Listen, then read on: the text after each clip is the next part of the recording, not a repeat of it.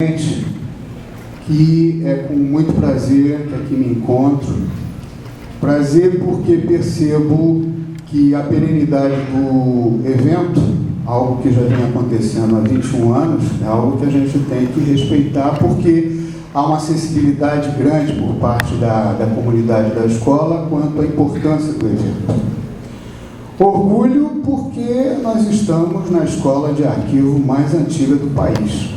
Uma escola que nasceu no Arquivo Nacional, uma escola que tem, segundo eu agora acabei de consultar a diretora, Ana Carla, algo em torno dos 80 anos, então há que se curvar para uma competência já estabelecida, para a formação muito bem qualificada dos nossos discentes, futuros profissionais, né?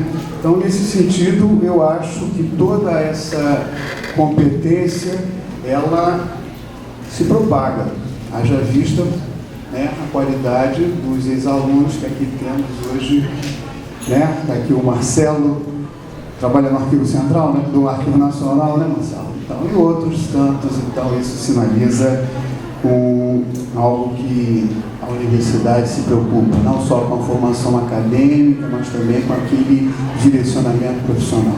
Então, que tenhamos todos uma excelente jornada. A reitoria está muito contente. Eu aqui estou representando a magnífica reitora que se encontra numa missão em Moçambique. E esse grupo que nos acompanha aqui é o grupo que ajuda a tocar, no bom sentido, a nossa universidade. Então, sejam todos muito bem-vindos e tenhamos todos uma boa jornada. Obrigado.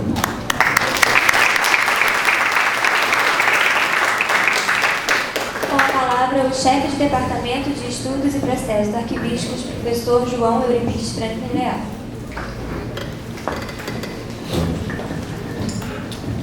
Com licença, vou saudá-los em pé, porque meu espaço é curto.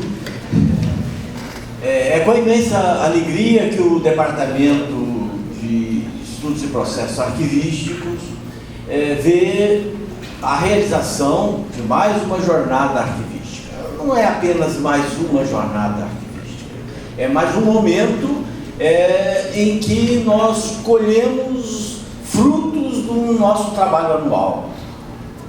É muito bom sentirmos, como há pouco sentimos, no fantástico congresso que se realizou de arquivologia em Vitória há pouco, quando o brilho da nossa escola esteve presente, marcou o seu espaço e o prestígio da nossa Unirio continua em ascensão. Que isso brinde a todos nós. Como hoje comentávamos, nós não formamos desempregados e nós formamos bem empregados. São pessoas que, inclusive, com salários até superiores aos nossos professores, e assim já começam a trabalhar. Que bom, né? Seria bom também que nós, professores, conseguíssemos salários como o de vocês, né? Vou fazer arquivologia. Mas de qualquer forma, egoísmos à parte, que bom que isto acontece. E é isto que faz com que nós vamos marchando a cada dia num bom sentido. Com a nossa arquivologia, com a nossa paleografia, com a nossa vontade de ser sempre vanguarda nessa área. As normas brasileiras de transcrição paleográficas nasceram aqui na Unirio e hoje são nacionais e hoje já atendem ao Mercosul. Nós temos que lembrar sempre isso. E um dia nós vamos ter aqui um curso mais especializado de paleografia e diplomática para sermos de novo os primeiros na América Latina. Muito obrigado, boa noite. Que a noite seja agradável para todos vocês.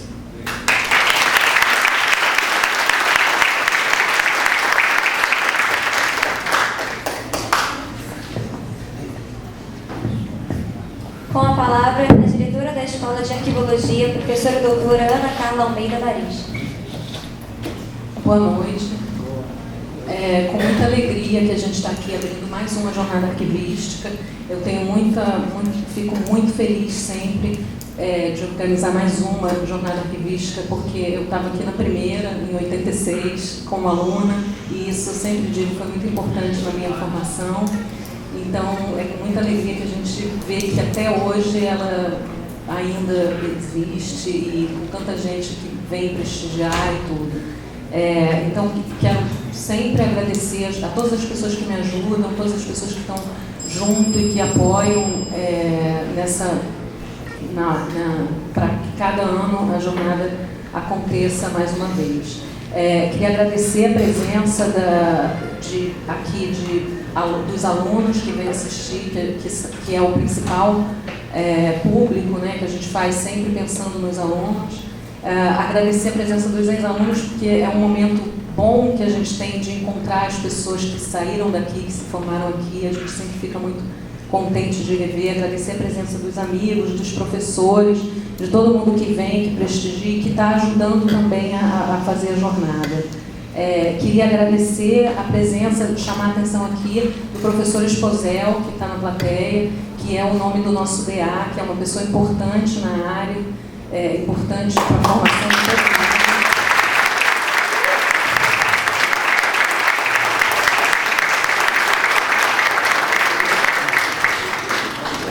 Me fez muito feliz quando o DA aqui da Unirio escolheu o nome do professor Esposel para homenagear, e que hoje em dia o nosso DA chama DA de professor Esposel. Então, é muito bom que ele esteja aqui com a gente. Queria agradecer a presença também do professor Paulo Quinaus, diretor do Arquivo Público do Estado, Daniel Beltrán, presidente do Sinarquivo, Carlos Frederico, presidente da AERJ. Então, e agradecer a todos que estão aqui para assistir e que vieram, toda a presença da mesa também, que está sempre apoiando todos os nossos eventos. Queria falar que o tema desse ano da jornada, a gente escolheu esse tema por ter acabado de acontecer esse congresso que foi em Vitória, em outubro, no mês passado, e que foi um momento muito bom de discussão, que as pessoas puderam discutir, refletir sobre vários temas importantes para a área, temas importantes para a gente, e nós todos aqui da Unirio nos envolvemos muito com a organização do evento, com a participação de uma maneira geral. Então eu achei que era uma boa oportunidade a jornada desse ano trazer um pouquinho do congresso aqui para a Unirio, já que a maioria dos alunos não pôde estar presente lá em Vitória. Então é uma oportunidade que a gente tem de trazer um pouquinho do congresso para cá, que as pessoas vão apresentar um pouco aqui hoje e amanhã, coisas que aconteceram lá no evento. Além disso, eu queria dizer assim, que a Escola de Arquivologia nesse momento está numa perspectiva muito boa que a gente tem agora planejamento de criação do mestrado em Arquivologia. A gente está com várias, a gente já teve várias reuniões, comissão instituída e tal, e para que a gente consiga fazer um mestrado em Arquivologia aqui na Unirio, que vai ser o primeiro que a gente está pretendendo que seja o primeiro mestrado também em Arquivologia no país. Então, a gente está nesse momento de muita efervescência, de planos e de querendo que tudo isso se concretize e em várias frentes para que isso realmente venha a acontecer. E aí a gente está num momento também de incentivo mesmo entre a gente, da pesquisa, e aí por isso hoje a gente tem aqui apresentando o trabalho 3 alunos que estão apresentando as pesquisas que estão realizando no âmbito da escola. Então, tudo isso são assim, coisas que estão acontecendo no momento na escola e que a gente está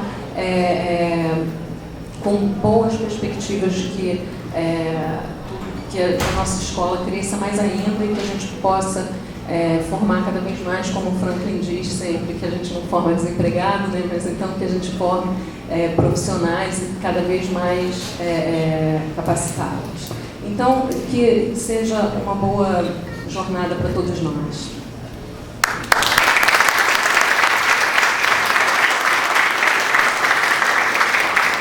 Com a palavra, o diretor de pós-graduação da Unirio, professor Dr. Paulo Cavalcante.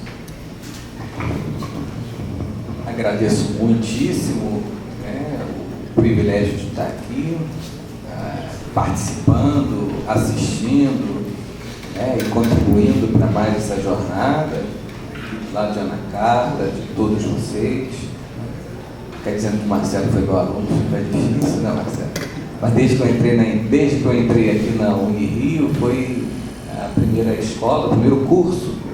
Eu sou professor de História, entrei para o departamento de História, mas o departamento de História oferece disciplinas para vários outros cursos, dentre eles o curso de Arquivologia.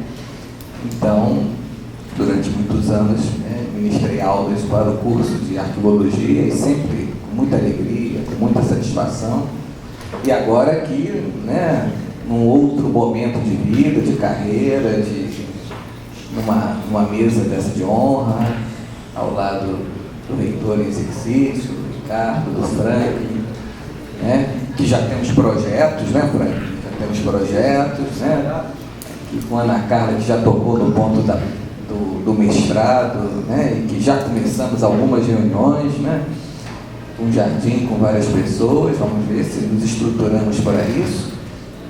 Acho que temos boas chances de seguir em frente.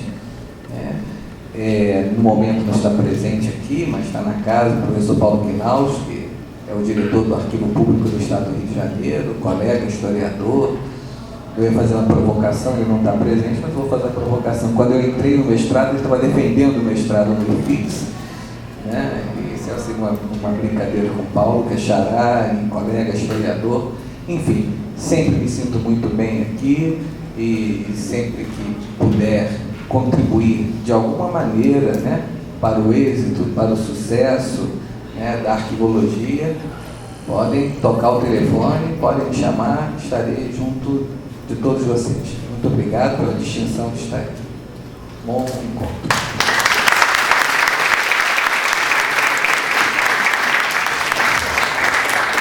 Com a palavra, representando a pró-reitora de pós-graduação em pesquisa, professora doutora Maria Tereza Serrano Barbosa, o diretor de pesquisa, professor doutor Ricardo Silva Cardoso.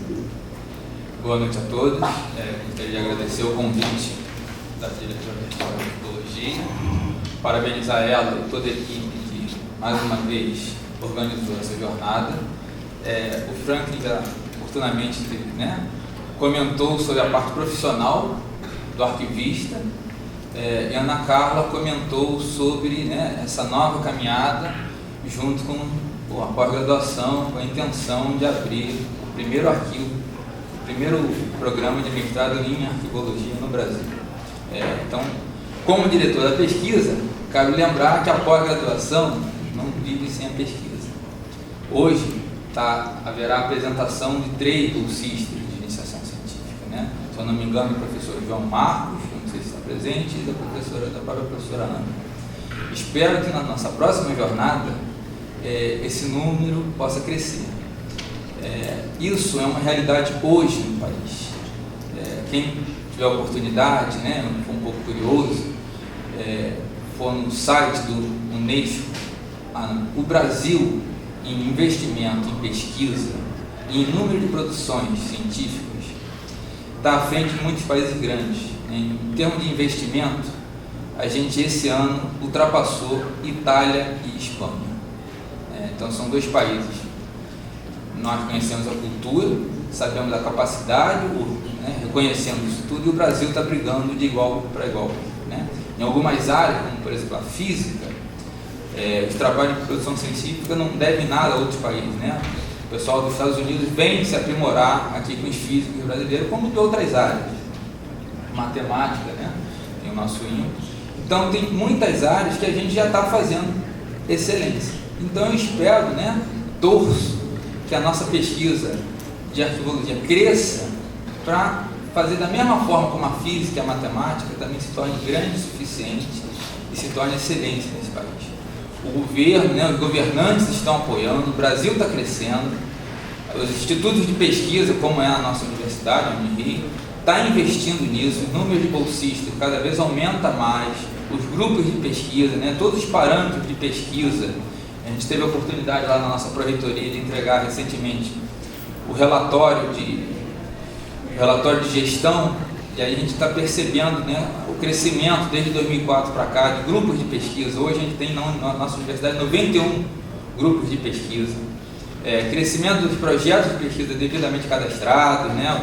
Se eu não me engano, o último que veio aqui da arquivologia foi até do Frank, lá daquela estrada real. Quer dizer, é isso que a gente vai estar apoiando sempre, né? Os eventos, os ônibus, as passagens. Então, peçam, a nossa universidade está crescendo e sabe o total valor da pesquisa. E, consequentemente, profissionalmente, vocês já estão estabelecidos. Então, vamos estabelecer agora também a parte acadêmica, que vai ser junto à pesquisa e à pós-graduação. Mais uma vez, eu agradeço o convite, parabenizo a todos os presentes e desejo que essa jornada faça que vocês crescerem cada vez mais e fortalecerem para o futuro que está surgindo por aí.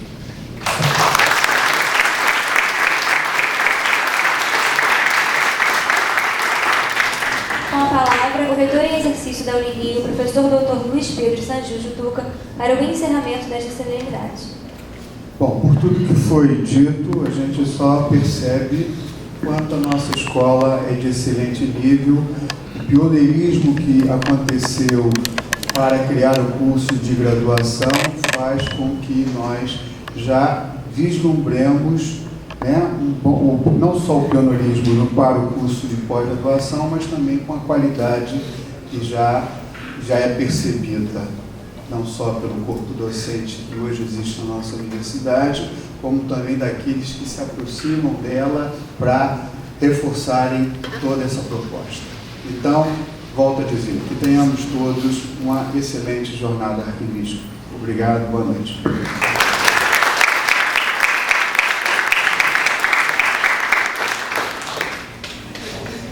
Solicitamos que se desfaça a mesa de honra para podermos dar início ao painel de abertura.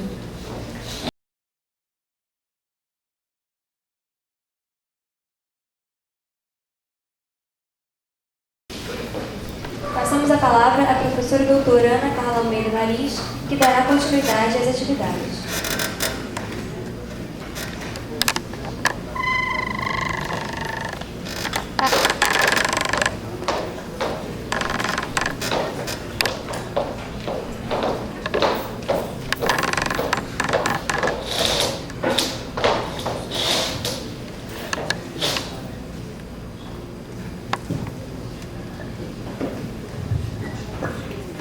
Queria convidar para subir para essa segunda mesa o Wagner Ridolfi, os 3 alunos Andressa, o Bruno e o Marcelo, e o professor José Maria Jardim, que vai fazer a palestra de abertura.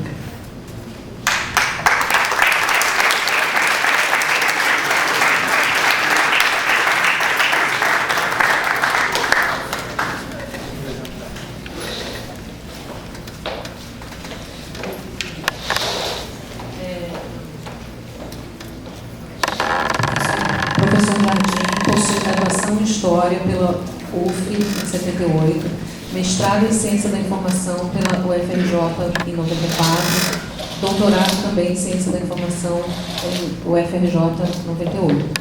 Atualmente é professor associado do DEPA e da Unirio. Foi professor do Departamento de Ciência da Informação da UF.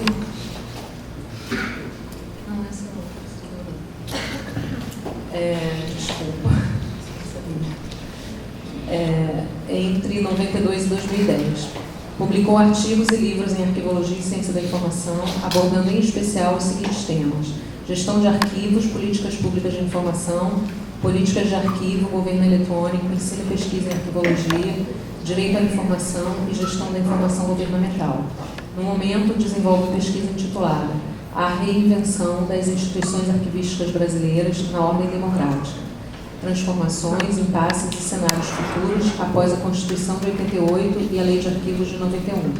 Publicou recentemente no México o livro Sistemas e Políticas de Arquivos. Entre março de 2008 e fevereiro de 2009, desenvolveu atividades de pós-doutorado no CPDOC, da Fundação Getúlio Vargas, e no Observatório Arquivística e Sociedade do Departamento de Documentação da Universidade Carlos III de Madrid.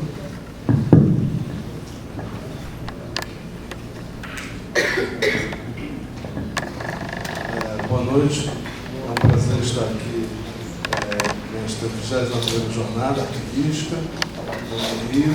Eu já tive a alegria de participar de várias jornadas anteriores, só que nesta oportunidade eu participo numa condição especial, porque agora eu sou professor da Unirio.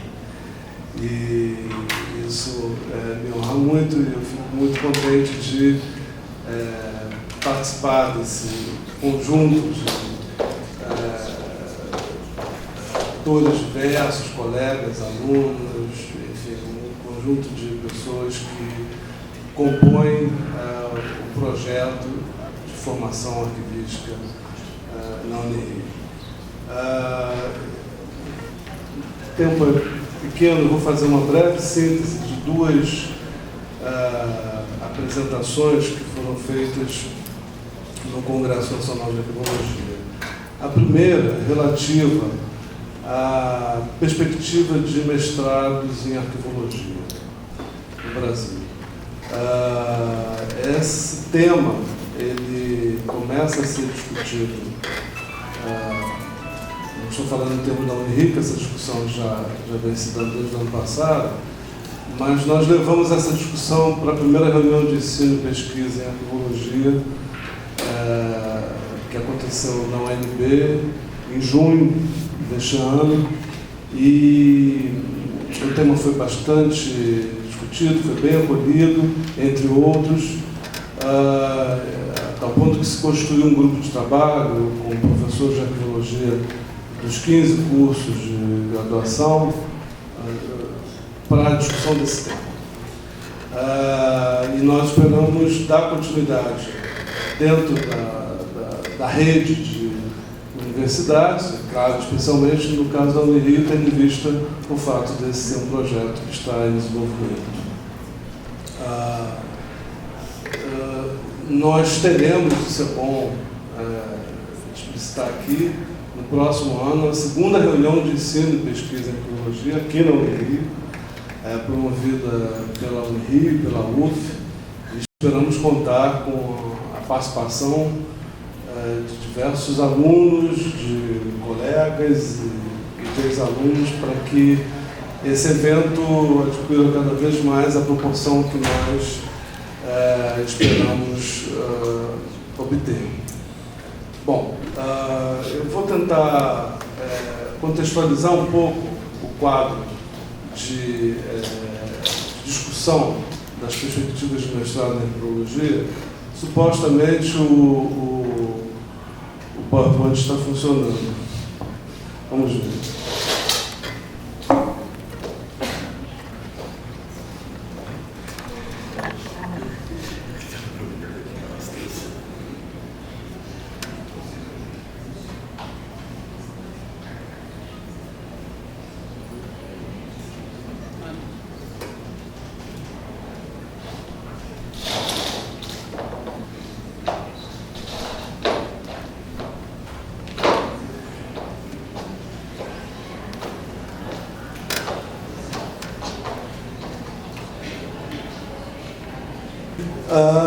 Na primeira tabela de área de conhecimento de 1976, existe uma área comunicação e dentro das subáreas nós vamos encontrar sistemas de informação, biblioteconomia e documentação e outros. A arquivologia não aparece nessa primeira tabela de área de conhecimento. Estou mostrando essa tabela porque ela é fundamental, né, essa classificação é fundamental na maneira pela qual uma série de desenhos políticos institucionais se constroem nessas agências, e nós transitamos necessariamente, desde a solicitação de uma da submissão de uma proposta de apoio para um evento na área, até uma proposta de mestrado, a essa configuração. E é interessante como a gente pode visualizar o quanto, historicamente, isso muda muito recentemente. Então, em 76, a arquivologia não aparecia. Em 82, na grande área de Ciências Humanas, Sociais e Artes, nós vamos encontrar a área Ciência da Informação, Biblioteconomia e Arquivologia. Na tabela de área de conhecimento de 84, nós vamos encontrar na grande área de Ciências Sociais Aplicadas, entre outras áreas, a área de Ciência da Informação, com 3 sub-áreas. Teoria da Informação, Biblioteconomia e Arquivologia. Dentro dessa configuração, portanto, sem que a isso corresponda nenhuma base epistemológica, a arquivologia é uma sub-área da ciência da informação. E isso é muito complicado. Isso tem uma série de implicações que foram discutidas recentemente e nós vamos encontrar, em função dessa discussão e em função do processo histórico de adensamento da área no campo acadêmico, no mercado, de uma série de demandas que vão ficando cada vez mais evidentes nas últimas 3 décadas, uma configuração que que aparece nitidamente na proposta de tabela de área de conhecimento de 2005. Então, há uma grande área que é a ciências socialmente aplicáveis e ciência da informação, biblioteconomia, museologia e arquivologia são áreas dentro dessa grande área. Isso significa, uma condição muito, no caso específico da arquivologia, uma condição muito melhor em relação ao quadro anterior. Até porque isso significa que os exemplos aos quais eu me referi anteriormente levam-nos a pensar num trâmite político científico que envolvendo o reconhecimento da arquivologia como área de conhecimento, com a sua imensa interdisciplinaridade, mas com a sua autonomia, isso pode significar uma série de possibilidades bem maiores do que a situação que nós temos hoje, porque essa tabela não foi implementada, por uma série de razões que não cabe aqui nesse momento, não há tempo para a gente aprofundar. Mas, enfim, o que está em vigor é a tabela de 84. Então, nesse momento, a arquivologia na CAPES, no CNPq, nas FAPES, ela é uma sub-área da ciência da informação. E a perspectiva de que a tabela de 2005 venha a ser implementada, ainda nesse momento, é uma perspectiva que nós não temos como afirmar, julgar pelas últimas informações como algo que vai se plasmar a curto prazo. Até porque talvez os fatores que impediram essa tabela de ser aprovada continuem em pauta. Esse é um quadro que eu procurei sintetizar sobre os investimentos do CNPq em diversas áreas do conhecimento. Os investimentos no período 98-2009. Nós vemos que a área, portanto, que mais recebeu nesse período de investimentos do CNPq é a agronomia, seguida de química, física, medicina, e aí está em ordem decrescente. A ciência da informação aparece na posição 67. E a arquivologia não aparece. Por quê? A produção em arquivologia, ou a produção com temática arquivística, ela tende a ficar diluída no âmbito da ciência da informação. Um exemplo. Em 10 anos, nós temos alunos que já pesquisaram isso, já foi objeto de dissertação e tese. Nós cerca de 100 dissertações e teses com temática arquivística. A maioria dessas dissertações e teses foram produzidas nos programas de ciência da informação, eventualmente nos de história, eventualmente nos de administração. Mas, efetivamente, a grande área de produção dessas dissertações e teses foi na ciência da informação.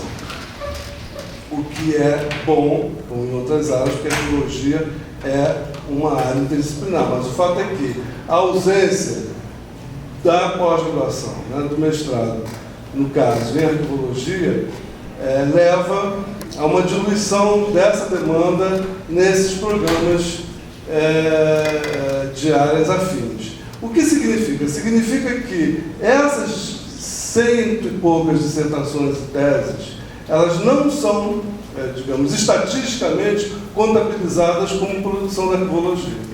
Elas são da ciência da informação, né? Elas são um pouco menos da história, um pouco da administração, um pouco da engenharia de produção. Então, fica evidente aí, ou pelo menos já nos coloca algo como reflexão em termos da demanda, né, do estrito sensu na área. Até porque, se nós não tivermos, né, esse percurso em termos de pós-graduação, nós, como campo científico, teremos cada vez menos produção de possibilidades que consigam alavancar a arqueologia dentro dessa arena de embates, né, que são as políticas de apoio a desenvolvimento científico e tecnológico. Então, esse quadro é muito, ao meu ver, muito provocador, porque termina na posição 76, economia doméstica. Começando com a agronomia. Então, e a arqueologia não aparece. Né? Dá a impressão que não há vida inteligente no campo, que não há pesquisa, e nem eu estou propondo, tenho que deixar isso claro, nem estou sugerindo que haja um projeto colonizador da ciência da informação em relação à arqueologia. A ciência da informação acolheu diversas demandas. Eu fiz o mestrado e doutorado na ciência da informação, transito no campo, mas essa é uma situação que, sem dúvida, tende a ser revertida se nós começarmos a abrir programas de mestrado, no mínimo, a curto e médio prazo no Brasil. Pelo menos esperamos que sim. Então, hoje, nós temos na CAPES, eu só estou citando porque nem sempre sou muito familiar com os alunos, que é um aluno do MEC criado em 51 na missão de coordenar a política de pós-graduação e a avaliação da pós-graduação, entre outras funções, sem contar os cursos que foram aprovados recentemente, inclusive um da Unirio. São 2.900 programas de pós-graduação, 1.054 mestrado mais doutorado, 243 mestrado profissional e 1.381 programas com mestrado e doutorado, mais 40 só de doutorado. Então, é uma quantidade impressionante, porque são 2.718 cursos de pós-graduação. Né? E nós não temos nenhum ainda na área de arqueologia. Nós temos 11 programas de pós-graduação em ciência da informação no Brasil. Nenhum deles tem nenhuma linha de pesquisa específica para a arqueologia. Né? Aqui está um quadro sobre a produção de teses, dissertações com temática arquivística distribuída por áreas de conhecimento de programas. Esse quadro foi produzido pelo professor Eliezer na dissertação dele em ciência da informação, que eu orientei e que mostra claramente, né, a incidência em ciência da informação, história, educação, comunicação, administração. Bom, enfim. Então,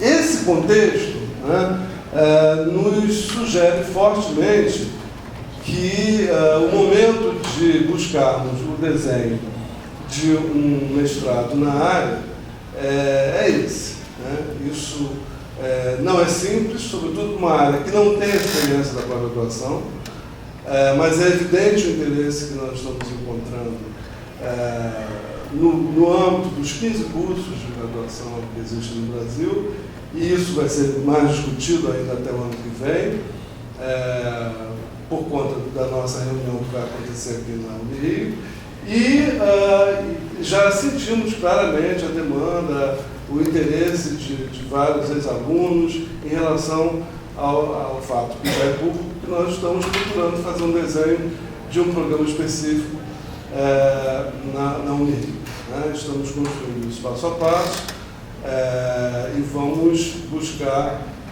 com o apoio que estamos tendo dentro da universidade, de toda a área da pró-reitoria voltada para esse universo, esperamos que 2011, se não 2012, já possamos abrir o nosso mestrado aqui. Temos aí alguns passos a desenvolvermos, mas estamos, ao meu ver, num caminho interessante, e esse é um intento, seria a contribuição da Unirio, no sentido de começarmos a reverter esse quadro, e que passa por outras iniciativas, não é só uma questão de mestrado.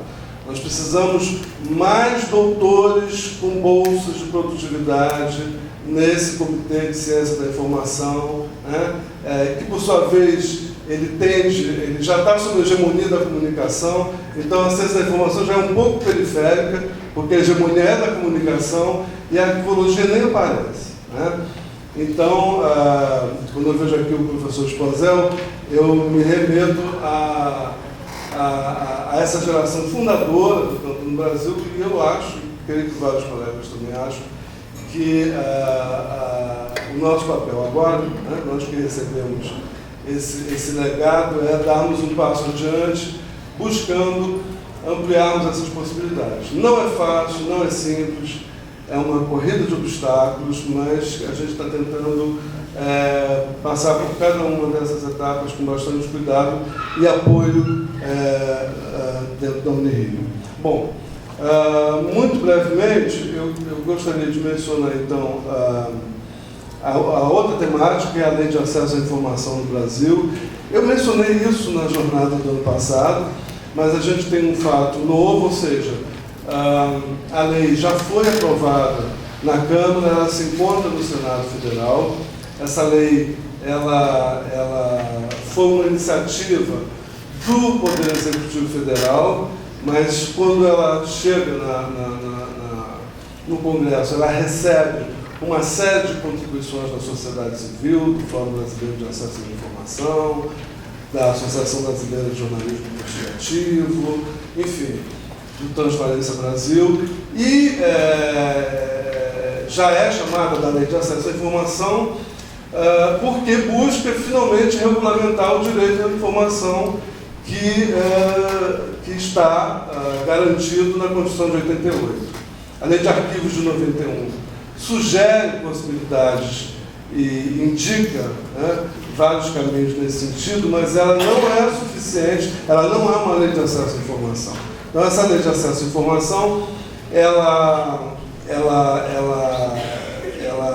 tem uma abrangência nacional, ela não está sendo pensada só para o Executivo Federal, ela aprovada, ela terá que ser em 108 dias viabilizada e terá desdobramentos no Legislativo, no Judiciário, nos governos estaduais e municipais. E o impacto da lei, do ponto de vista arquivístico, é bastante grande, ou seja, ela pressupõe uma ordem informacional que tem o cidadão como epicentro dessa ordenação, e essa ordem informacional é basicamente uma ordenação arquivística, ou seja, se, aquela velha questão, se os arquivos, as informações não estiverem organizadas e disponíveis, o acesso à informação, além de uma garantia jurídica e uma retórica permanente no processo de democratização do país, se torna algo absolutamente inviável. Efetivamente, o cidadão não tem acesso à informação, a administração perde com isso, porque num regime democrático a ideia de transparência é exatamente essa, né? A de controle do Estado pela sociedade. Então, a lei ela vem provocar uma série de prováveis deslocamentos no campo, ela define uma série de aspectos conceituais. Se a gente for analisar, por exemplo, que a lei define como tratamento de informação, conjunto de ações, referência à produção, recepção, classificação, utilização, acesso, reprodução, transporte, transmissão, distribuição, arquivamento, armazenamento, eliminação, avaliação, destinação ou controle da informação. Se aproxima muito, né, daquilo que a gente entende por gestão de documentos, ou uma visão mais ampliada da ideia de gestão da informação arquivística, né? Ela define os elementos que compõem o acesso à informação, em termos de orientação sobre procedimentos de acesso, que tipo de informação é objeto da lei, ou seja, informação contida em registros ou documentos produzidos ou acumulados por seus órgãos ou entidades, recolhidos ou não arquivos públicos. Basicamente, essa é uma informação arquivística. Informação produzida ou custodiada por pessoa física ou entidade privada, decorrente de qualquer vínculo com seus órgãos ou entidades, mesmo que esse vínculo já tenha cessado. Ou seja, ONGs que recebem verbas públicas associadas a políticas públicas em vários campos, também são objeto, né, dessa lei. E envolve uma série de procedimentos da divulgação, que eles chamam de local de fácil acesso dentro dos órgãos e também, obrigatoriamente, via internet. Todos os elementos que devem constar dessa divulgação, a lei já estabelece, claro que ela deve ser regulamentada.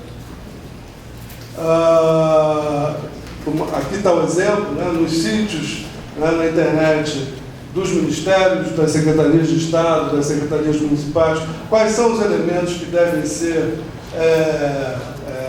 estruturados. E aqui a gente encontra uma série de elementos caros da arquivologia, como autenticidade, integridade das informações e outras possibilidades, ferramenta de pesquisa de conteúdo no próprio site de cada órgão, incluindo as universidades também. O acesso a informações públicas prevê a criação de um serviço de informações ao cidadão nos órgãos e entidades do poder público. No Congresso Nacional de Arquivologia, eu fiz a sugestão e, até onde eu sei, o sindicato, a ES, estão mobilizados no sentido de ainda atuar antes dos 45 minutos do segundo tempo, porque, vejam bem, esse órgão não precisa ser criado. Se os serviços arquivísticos dos ministérios forem equipados como tal, eles podem cumprir essa função, né? Quer dizer, os serviços arquivísticos, eles podem ser extremamente qualificados e devem ser em função dessa legislação. Mas talvez a ausência de uma participação mais contundente da comunidade arquivística no processo anterior não tenha garantido que isso ficasse muito claro no projeto que no momento está no Senado, na Câmara de Ciência e Tecnologia. Era previsto para ser votado depois das eleições, mas, a julgar pelos caminhos que estamos vendo, é provável que isso seja votado no início da próxima legislatura, e até porque o projeto ele cria um grande problema, porque para ser viabilizado há uma dose grande de investimento em infraestrutura de informação e também massa cinzenta, significa arquivista trabalhando, entre outros profissionais, profissionais da área de informática, enfim, e o projeto prevê que após 6 meses, essa realidade tem que estar acontecendo em todos os órgãos das administrações, no plano federal, estadual e municipal. No prazo de 60 dias depois da vigência da lei, prevê a definição de um dirigente máximo de cada órgão ou entidade da administração pública federal, direta e indireta, para se ocupar do cumprimento das normas, monitorar a implantação, orientar as respectivas unidades, ou seja, há uma série de elementos em que a questão e os arquivos ficam explícitos e outros ficam implícitos e merecia explicitar melhor nesse sentido. Né? Porque uma ação das associações profissionais nesse momento no Senado pode ser ainda extremamente interessante. E o projeto de lei, o PLC 41, vocês podem encontrar nesse site, claro, também no site do Senado Federal, mas a versão que eu citei aqui está especificamente no Informação Pública, que é o site do Fórum de Acesso à Informação Governamental, formado por várias entidades da sociedade civil e que tem tido uma participação política bem interessante nesse sentido. E lembrar vocês aqui também o e-mail, alguns de vocês já conhecem, é o Twitter Arquivística, no qual a gente tem divulgado uma série de informações sobre esse e outros temas de interesse arquivístico.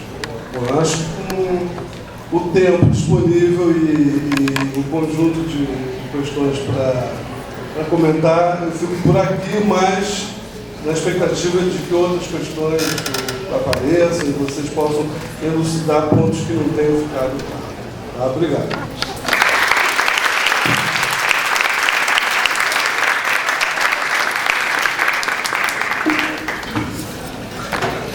Queria agradecer as palavras do professor Jardim e falar que agora o Wagner vai apresentar um trabalho sobre o perfil do aluno de arquivologia aqui da Unirio, da nossa graduação.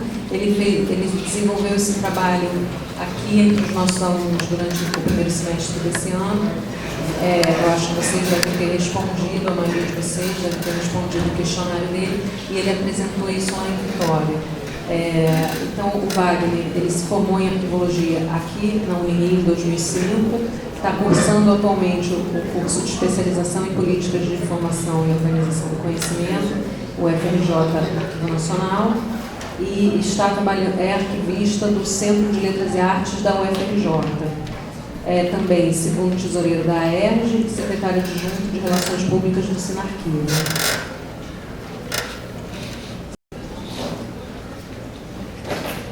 Queria avisar também que vai ter sorteio de brindes no final, inclusive doações de publicações da AERJ.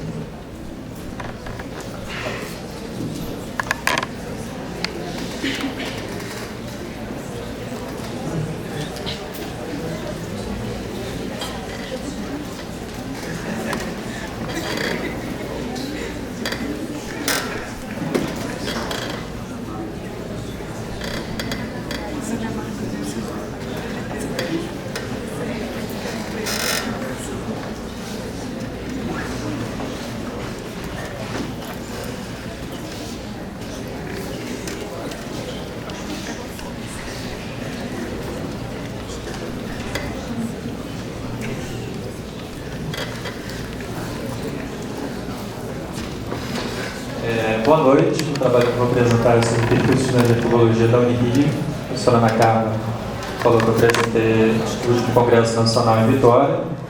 Eu gostaria de aproveitar a oportunidade de agradecer mais uma vez a Ana Carla pela oportunidade de retornar agora ao Unirio para apresentar o resultado dessa pesquisa. Para começar, eu vou falar um pouco sobre o histórico do curso de arquivologia e sobre as pesquisas anteriores que já foram realizadas sobre o tema.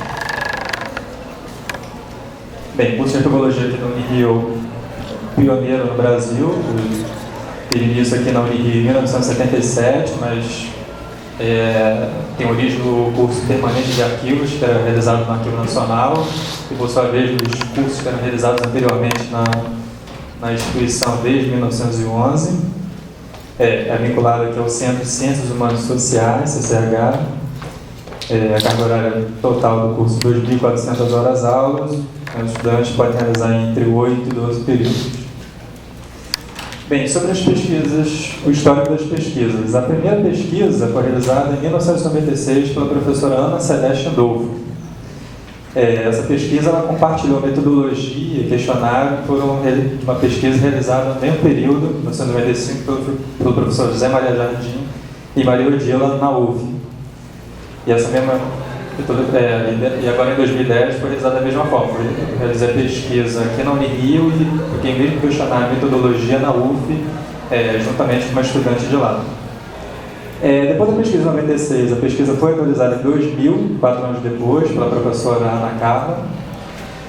Depois, uma terceira edição da pesquisa realizada em 2004, por mim e por um colega ainda da graduação, Daniel Pena, sob supervisão da professora Ana Celeste Adolfo.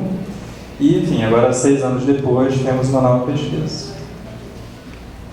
Agora eu vou falar sobre os objetivos e a metodologia.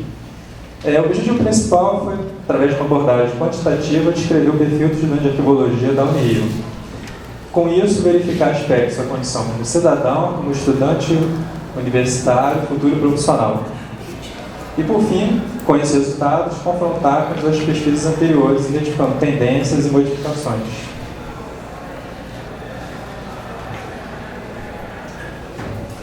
Metodologia. A metodologia aplicada foi a realização de questionários em sala de aula com os estudantes, no primeiro semestre do ano, em junho, no qual não precisamos identificar, até que algumas questões eram relativas sobre a avaliação do curso, sobre os professores.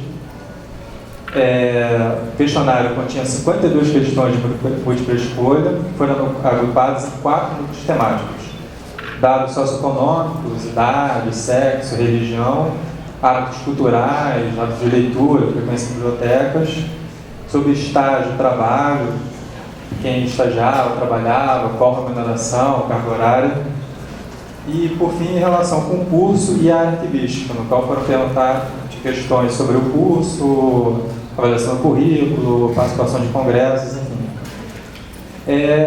Esse questionário usou como referência o questionário da última pesquisa realizada pela Unirio, em 2004, e também do questionário que é utilizado pela FONAPRAS, que é o Fórum Nacional de Proretores de Assuntos Comunitários Estudantis, e da ANDIFES, que é a Associação Nacional de Dirigentes de Instituições Federais de Ensino Superior, no qual, enfim, dessa pesquisa nacional que é aplicada com estudantes de todos as IFES, foram inseridas algumas questões para acrescentar na pesquisa que era realizada aqui sobre o perfil estudante de arquivologia.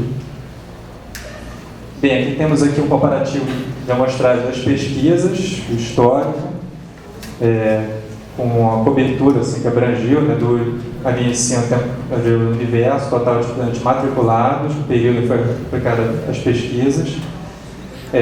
Em cobertura é o percentual de alunos que responderam o questionário, e em amostra qual foi o recorte utilizado. No primeiro pesquisa, 96, a pesquisa foi aplicada somente com os estudantes dos últimos 4 períodos, e atingiu 26,8% dos estudantes. Em 2000, a professora Ana Carla, com todos os períodos, atingiu 83,9% dos estudantes.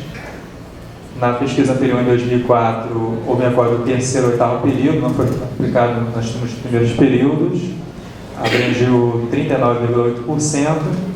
Nessa, agora em 2010, a opção foi aplicar o questionário em turmas de todos os períodos, do primeiro ao 8º, e atingiu 43,6%. Bem, agora vamos propriamente. Especial 96 eram 66%, em 2000, 51%, em 2004, 64,6%. Esse ano uma diminuição, mas aí contextualizar em relação àquela, coloquei ali em relação à metodologia, com relação às amostras. Nesse ano, 2010, assim como em 2000, foram analisados todos os períodos, então a tendência é que diminua, já que nas outras pesquisas não foram considerados alunos dos primeiros períodos. Com relação à remuneração do estágio, a gente percebe uma elevação grande dessa remuneração.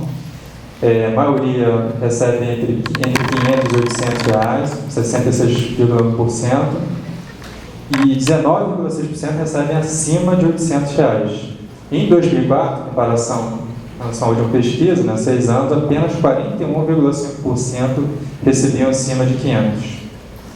Perguntado sobre a satisfação com o estágio, a maioria, 50%, coloca que está muito satisfeita. O resultado vai similar ao da última pesquisa, que foi de 47,2%.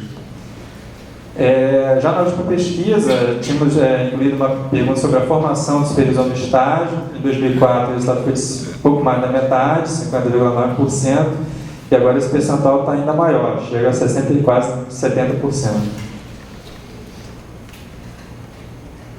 Agora a relação concurso e área arquivística. Aqui também é uma importante mudança no perfil que a gente verifica. Em 2004, a maioria, dentro dessas opções de motivação para entrar no curso, boas perspectivas profissionais, baixa concorrência no vestibular, por fato da relação candidato-vaga ser baixa, ou complementação de formação profissional, englobando aqueles que já realizavam uma atividade em arquivo e estavam buscando sua formação, né, no curso superior. Em 2004, a grande maioria, 46,3%, colocava baixa concorrência no vestibular como principal motivação. Quer dizer, o curso de filologia era escolhido mais por exclusão do que por outra razão. Em 2010, isso se inverte. Esse percentual agora de relação à motivação de baixa concorrência leva apenas 10,3% a fazer o curso. A maioria agora, 45,7%, tem como motivação para entrar no curso as boas perspectivas profissionais na área, que reflete, enfim, os resultados que tendo agora na área arquivística, mais concurso, enfim. Sobre se iniciou algum curso superior além do de arquivologia, a maioria coloca que 44,8% coloca que não. Quer dizer, a arquivologia é a primeira opção. 26,7% chegaram a iniciar o outro, abandonaram. 11,2% além do curso de filologia está cursando outro curso superior, e 17,2% já concluíram outro curso superior. E desses, que no caso ou estão cursando ou já concluíram outro curso, a grande maioria, 66,7%, é oriundo do curso de História. Agora as perguntas sobre a avaliação sobre o curso e sobre os professores. Com relação ao grau de satisfação com o curso de arquivologia, os alunos, nessa questão, eram colocados 4 com grau de 1 a 5 de satisfação, 1 correspondendo ao mínimo, 5 com o máximo de satisfação. E a maioria demonstrou grande satisfação com o curso, a maioria deu grau 4, com 39,6%. Com relação à didática dos professores, também a gente percebe uma elevação, uma crescente desde 1996.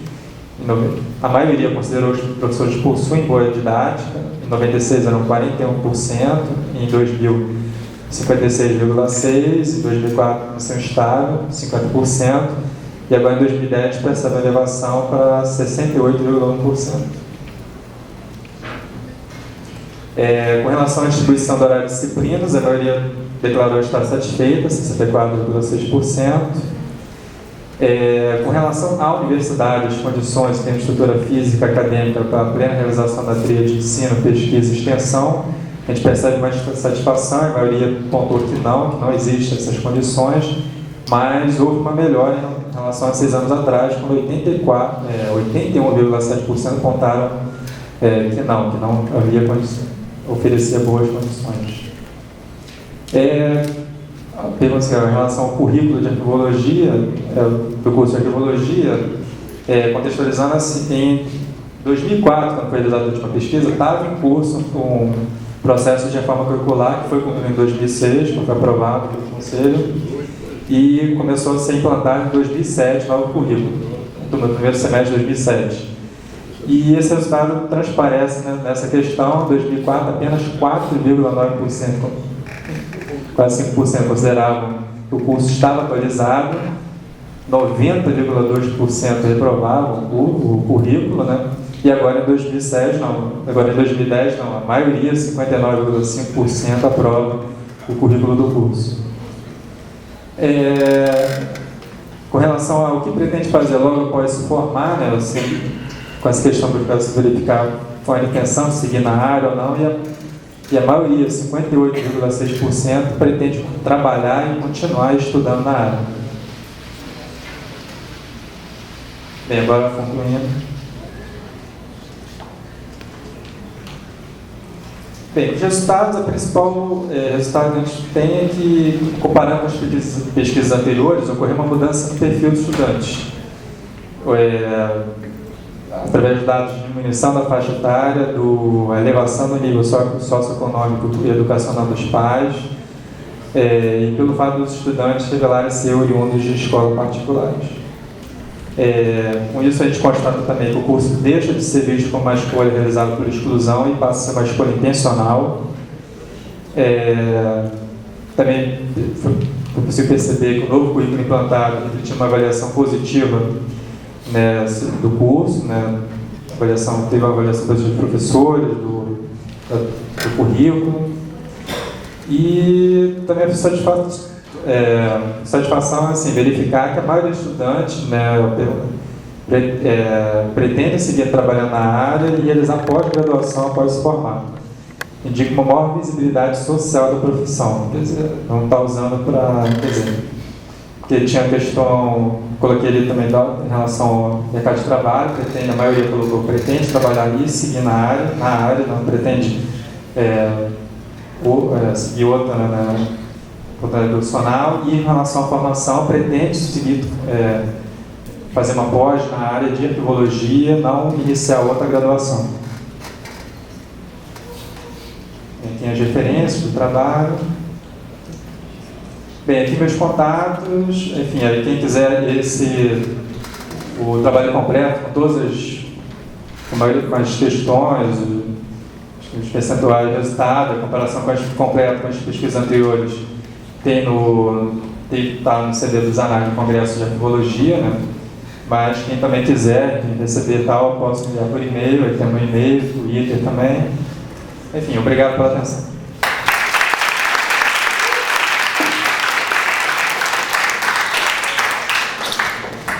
Eu agradeço a participação do Abner.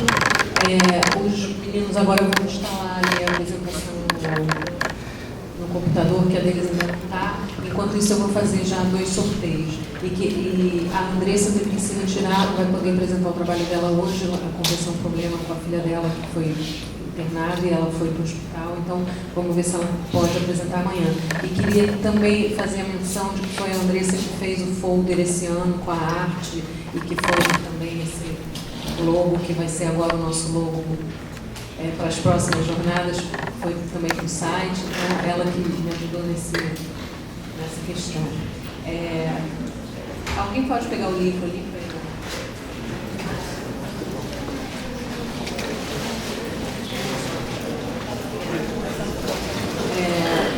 Para eu fazer o sorteio, então.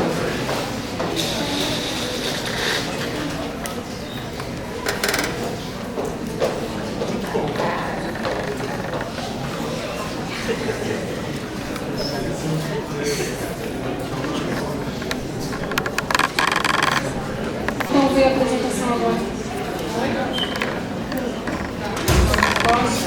Então, o Marcelo, ele é aluno do 3º período e ele está desenvolvendo uma pesquisa que sou eu que estou orientando, que começaram outras alunas e ele está dando continuidade. Ele é bolsista da Rio, lá analisado pelo Departamento de Pesquisa. Agora, o que a gente está vendo agora, ele vai apresentar currículos e professores, as mudanças de perspectivas para a formação dos novos profissionais. Boa noite a todos. Fico contente de participar dessa mesa, acho que essa é a mesa mais importante que eu já participei. Então, vamos seguir em frente. Meu trabalho é sobre currículos de professores. Meu nome é Marcelo Cozal, minha orientadora é Ana, como já foi explicado. O objetivo desse trabalho é justamente verificar os currículos e ver as mudanças de perspectivas para a área de arquivologia do curso, em relação às novas metodologias, às novas ideias, às novas visões, os novos focos que a arquivologia foi passando, e como a universidade foi tratando esses focos no passado dos anos 70, da criação do curso, aqui na Unirio, até os dias atuais. Aqui são os objetivos: verificar as fontes curriculares, claro, analisar, eu vou mostrar todos os currículos desde os anos 70 até o atual, analisar a evolução, né, a questão da carga horária, os acréscimos de disciplinas, com caráter mais científico,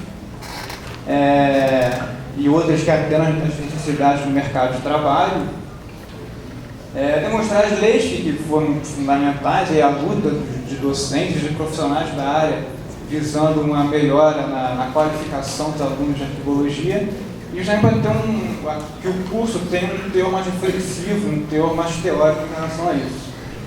E perceber também as mudanças de perspectivas do corpo docente, né, como isso foi evoluindo, como a entrada de arquivistas profissionais foram aumentando com o passar dos anos.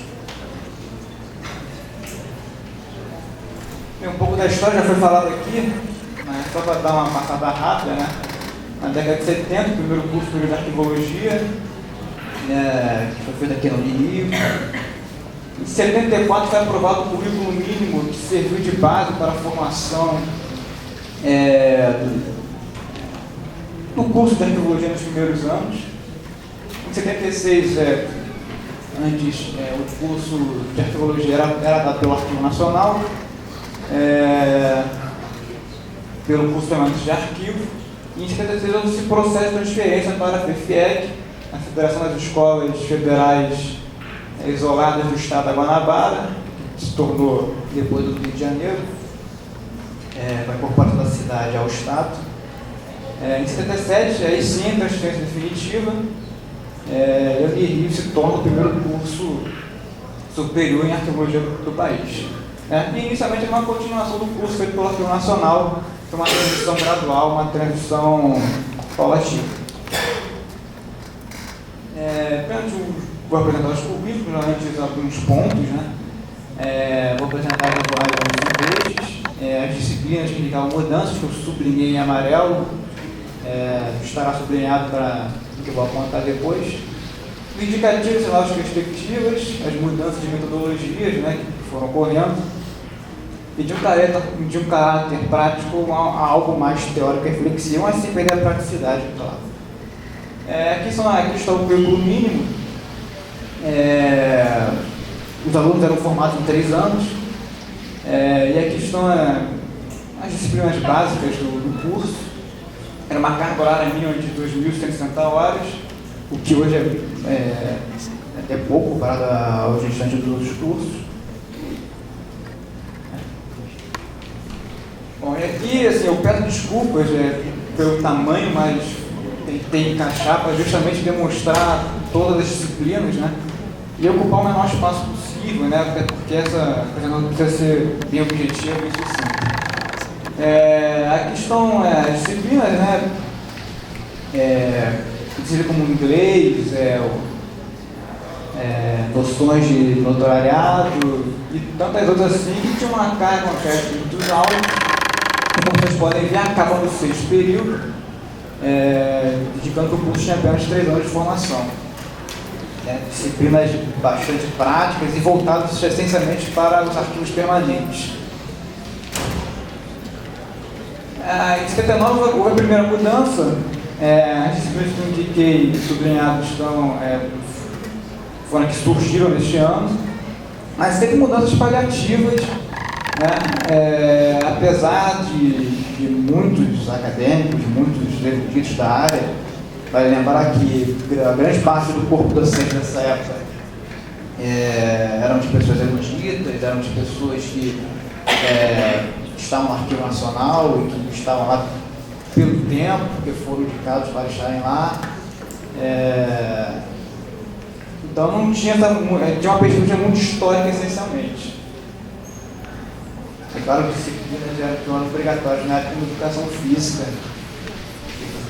Muita gente era obrigada a fazer reza lenda, o pessoal de ciências humanas não gostava muito. Meu pai, inclusive. Aqui, no ano de 85,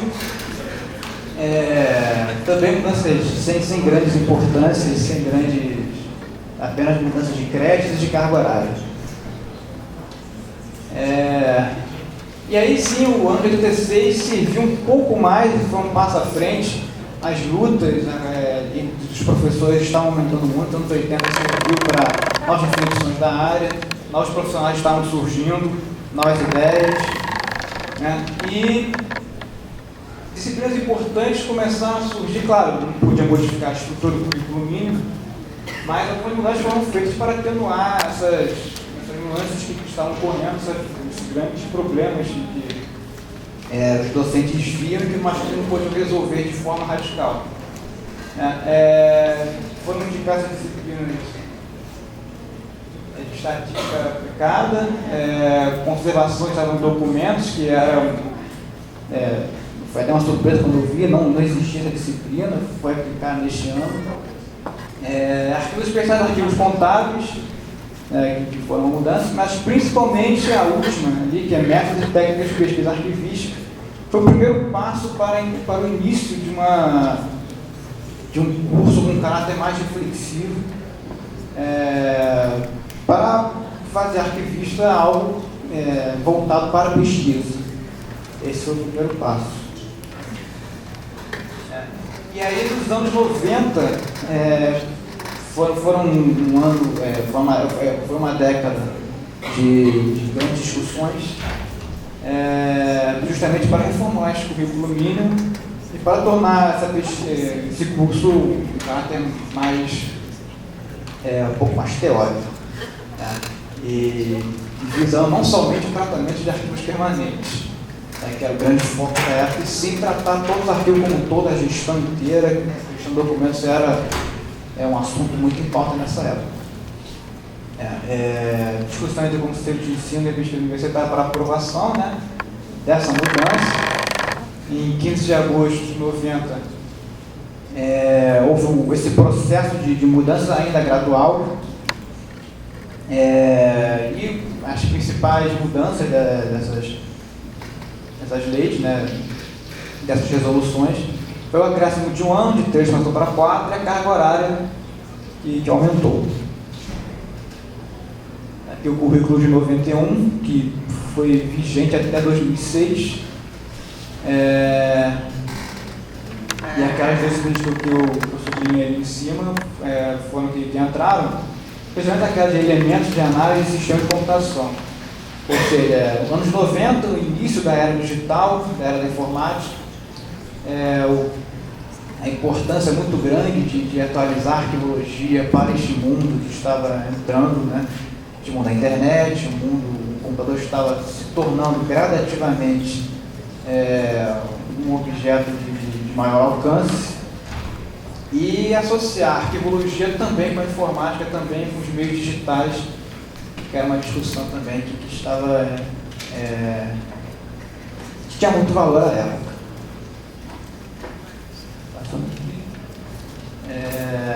Também outras disciplinas, né, gestão documental, justamente é importante tratar a gestão de documentos, 60 horas a aula, né, 3 créditos, que é um número razoável, e essencialmente as duas disciplinas que são as mais importantes, justamente para ratificar o conceito de que a arquivologia, o curso de arquivologia precisava de um termo mais reflexivo e também voltado para a pesquisa. A implementação, nos 2 últimos períodos da faculdade, 7º e 8º, justamente para encaixar esse tipo de organização prática de arquivo e as monografias, disciplinas fundamentais para complementar essa ideia que já foi dita.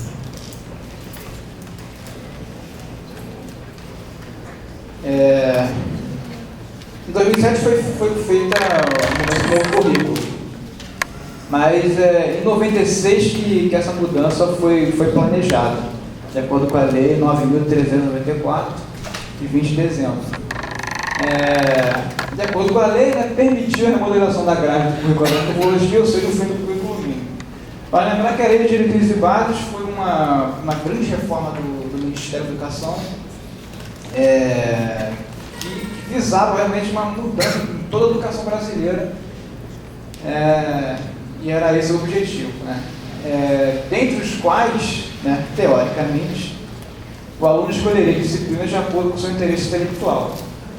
E aí ocorreu o aumento de disciplinas optativas, justamente para o aluno permitir como será a sua formação. Se vai ser mais voltado para o arquivo permanente, mais voltado para a gestão, administração, etc. Também vai lembrar que, assim, vou passar por slides, vai aparecer o currículo novo, etc., a importância de assuntos que estavam em voga no meio acadêmico da época, como, por exemplo, questões de memória. O professor Paulo Quinaldo estava aqui, foi meu professor, trabalha muito também com conceito de memórias e tal, e realmente a bibliografia dos anos 90, em termos de memória, era muito pouco vasta, ainda mais no Brasil. Foi a partir daí que outros assuntos, que cita a memória, foram colocados adiante, começaram a surgir vários professores, vários mestres começaram a criar suas pesquisas nessa área, inclusive grande parte dos docentes aqui da Unirio fizeram sua pós-graduação em uma área relativa a isso, a memória social ou em ciências da informação, mas com esse voltado para a questão da memória, justamente que é algo muito importante para a de arquivologia também. Currículo novo aprovado pela resolução número 2813, de 5 de dezembro. E as suas duas linhas principais é privilegiar a formação de base do arquivista, ou seja, o arquivista inserido no meio social, no meio da sociedade, qual o seu papel para a sociedade, e ele como produtor de conhecimento, e vincular a área de tecnologia e informação, justamente para aprimorar suas técnicas e tornar um profissional mais capacitado. Bom, aqui está a área atual, acredito que todos saibam, ou não, mas está aqui a introdução, disciplinas obrigatórias e uma quantidade imensa de disciplinas optativas. Só demonstrando que o quadro de disciplinas aumentou absurdamente em 2007, mas justamente para ter essa liberdade do aluno escolher a sua formação. E a carga horária também houve uma grande mudança, disciplinas obrigatórias 240, as optativas também ficam meio a meio. O estágio também se torna algo muito importante. Nos cursos antigos, os estágios não tinham uma carga horária menor, então de obrigatoriedade. Torna-se cada vez mais necessário o estágio para aprimorar suas técnicas. E sim, vou citar um pouco os docentes, de forma bem sucinta. Os docentes eram mais eruditos da área, pessoas que ensinavam questões da arquivística, algo mais tradicional, algo voltado mais para algo mais histórico, algo mais para os arquivos permanentes, essencialmente. Os anos 80 foi a formação de novos profissionais e a entrada de professores formados em arquivo. Nos anos 90, uma grande luta pela formação do currículo, proveniente desde o final dos anos 80, né? Lembrar que a arquivologia começa a se inserir cada vez mais nessa área digital. Nos anos 2000, essas mudanças radicais, né? Da parte anterior já foi dito, né, que os alunos ficaram muito mais satisfeitos com esse currículo atual do que com o currículo anterior. Esse aqui é o currículo atual do docente do DEP, que eu botei para dizer que, enfim, só para demonstrar, né, que a Unirio é o curso mais antigo do país, mais tradicional, e a Unirio sempre teve um caráter muito importante nessas lutas para mais flexível para o curso de arquivologia, formando sempre bons profissionais. Aqui são as fontes. Aqui encerra o meu trabalho. Muito obrigado. Boa noite a todos.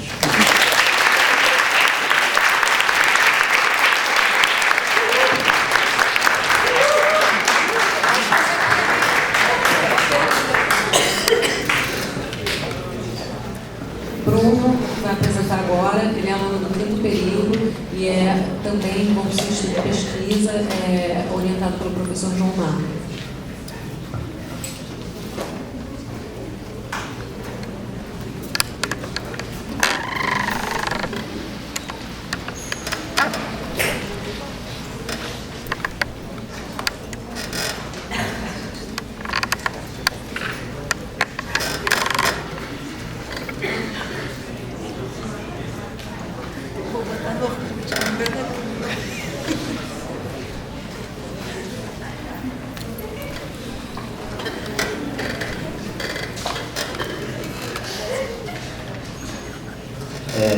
Bem, boa noite a todo mundo.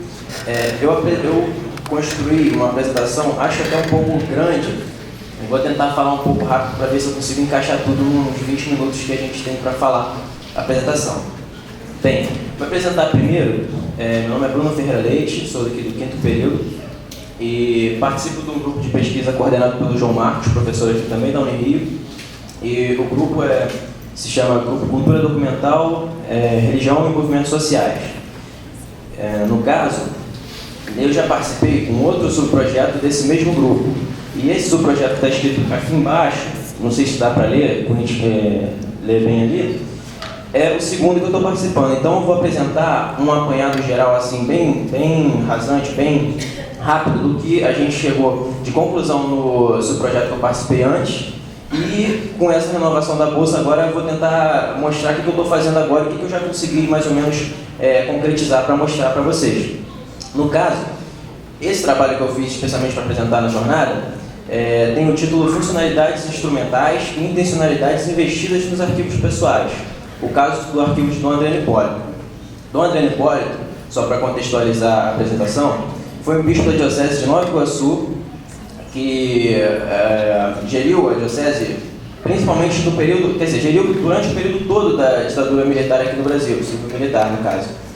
E devido às ações dele, algumas repercussões da forma de pensar, a própria constituição do seu arquivo, que foi tratada com muito zelo por ele e guardada depois e doada para a cura de Nova Iguaçu, despertou o nosso interesse. E aí, eu quero tentar, a todo momento, fazer um estudo, uma percepção das especificidades desse arquivo, produzido por Dom Adriano, e tentar fazer algumas relações com generalidades possíveis com qualquer arquivo pessoal, no caso. Então, começar a apresentar o que a gente chegou de resultado agora. Mas antes de passar pelos objetivos. Como eu disse, tem aqui na minha apresentação o resultado, alguns dos resultados da outra pesquisa que eu tinha feito, que é esse primeiro objetivo que está aparecendo, e o segundo é o que eu estou desenvolvendo agora. Para explicar assim, bem em linhas gerais o que é esse primeiro, a parcialidade e a intencionalidade do produtor, deixa eu ver aqui que eu fiz um guia. Isso. Tentar analisar, como eu disse antes, a partir da especificidade desse arquivo, como é que a gente pode perceber, a nível geral, a própria parcialidade e intencionalidade na produção de um arquivo pessoal, coisa que talvez a gente não esteja acostumado a chegar a analisar no caso. Sim, basicamente isso. E a segunda parte, é sobre as funcionalidades instrumentais dos documentos dos arquivos pessoais. Tentar identificar, e eu defini quatro características básicas para poder mostrar isso, como é que são investidas essas instrumentalizações nesses arquivos pessoais e como que a gente pode explicá-las. Deixa eu passar para o próximo. Isso aqui é o objetivo da apresentação como um todo. Essas duas partes eu vou explicá-las e tratá-las assim, uma de cada vez. A metodologia que eu havia usado para aquela primeira parte, com a primeira pesquisa que eu havia feito na Catedral também, outra série de documentos que tem lá. Essa Cúria Diocesana de Nova Iguaçu que está escrita ali, eu não me recordo do que compõe.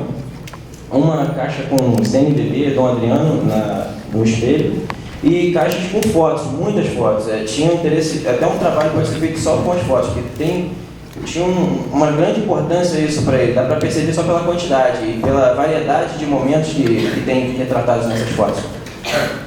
Como eu falei, passar rapidinho para essas partes. E aqui foram as intervenções e posteriores propostas que a gente deixou lá.